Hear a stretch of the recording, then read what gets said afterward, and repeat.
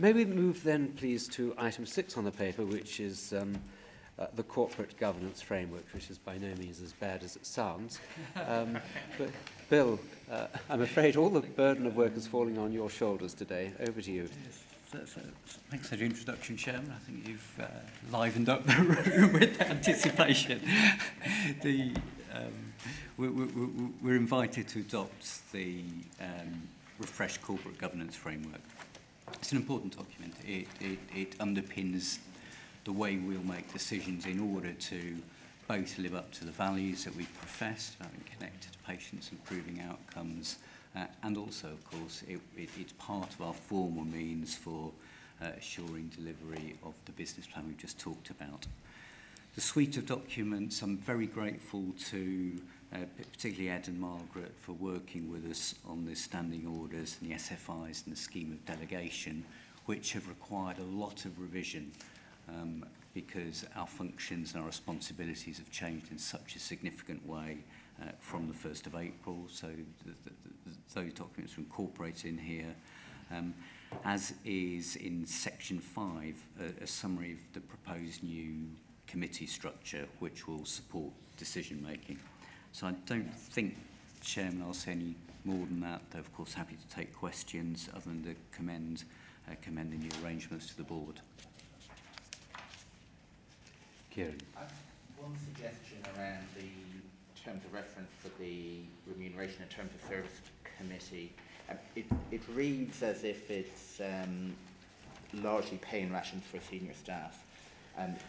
Two other things I think we should be looking at. One is overview of HR policies across the organisation. And it's kind of there under 6.1.7. But the thing which doesn't come across at all is succession planning, capability development for senior leadership as well. So if we were able to put those two in more explicitly as objectives, then pay and rations, succession planning capability, but also overview of HR policies. I think it would be stronger for that. We're happy to take that one. Joe, you're content with that? Sure. Okay.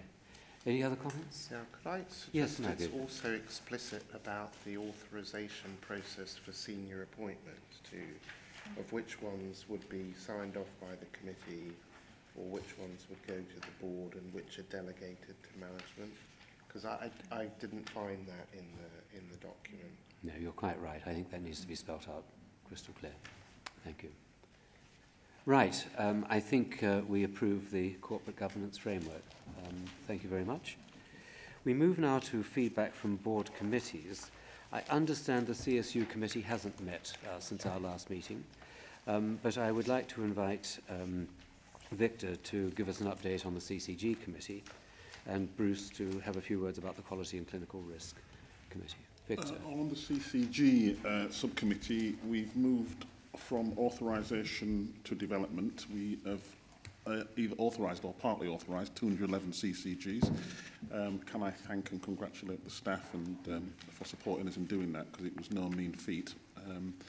And we're looking forward to looking forward to the next phase, which is helping those CCGs that didn't get full authorisation achieve full authorisation and developing.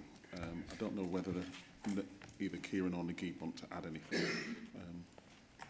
Just to reiterate, great work, and the people who participated in the authorisation as well. I mean, the two I sat in on were excellent. Yeah. Mm. We shouldn't underestimate what was actually achieved in the start-up phase of bringing 211 CCGs through in a highly supportive and developmental process from early stages into fully operational organisations with absolutely key respontibility in the new structures. Well, I did make the point. Yes, indeed. I did make the point that I think we've done the best we could possibly do given the constraints of time, resource, and legislation, and we made that point at the first meeting. I think we've done a brilliant job. I think, Barbara, we would like to commend you, but also ask you to pass on our thanks to the team who've been responsible for this work. Thank you very much. That then brings us to Bruce and the proposed Quality and Clinical Risk Committee. Thank you. We're still deliberating on aspects of that. There's will essentially be overseen by Jane Cummings as Chief Nursing Officer and myself. The issues that we're tackling with at the moment is how does such a committee deal with clinical risk in a very diverse system where patients interact with providers and yet we oversee a commissioning system. So that's one of the first issues we're tackling. The second is, within that context, how do we define our terms of reference? We hope that we'll have that by the middle of next week. But we think that they're likely to be based on our statutory duties of improving quality of both directly commissioned and indirectly commissioned services, and a focus on the early identification of risk across the system. That raises issues of how this committee interacts, of course, with others and its membership. In terms of membership, we're keen to have involvement of other clinical organizations who will have a view on risk and who may feel impacted by clinical risk so that they can advise us from an independent point of view. And then that raises the issue of the chair as to whether or not the chair of the committee should come from within the board or whether we should be looking for a completely independent and experienced clinician to chair the board. In any event, we hope that we will have resolved most of these issues by the middle of next week for colleagues to sign off. Thank you, Bruce. Right, I think that then brings us to the end of the item on updates from board committees. That brings us to any other business. There is noted on the agenda the date of the next meeting, which will be in May in Quarry House in Leeds. I have only one other item of other business, which is to note that this will be the last meeting attended by Ian Dalton. We're very sorry to lose you, Ian, and we would all wish to do two things.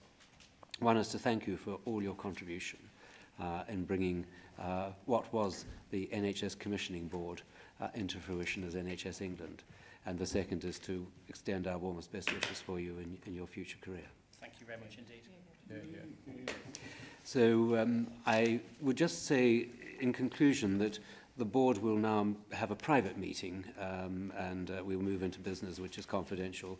But may I thank everybody who's joined us this morning for this meeting.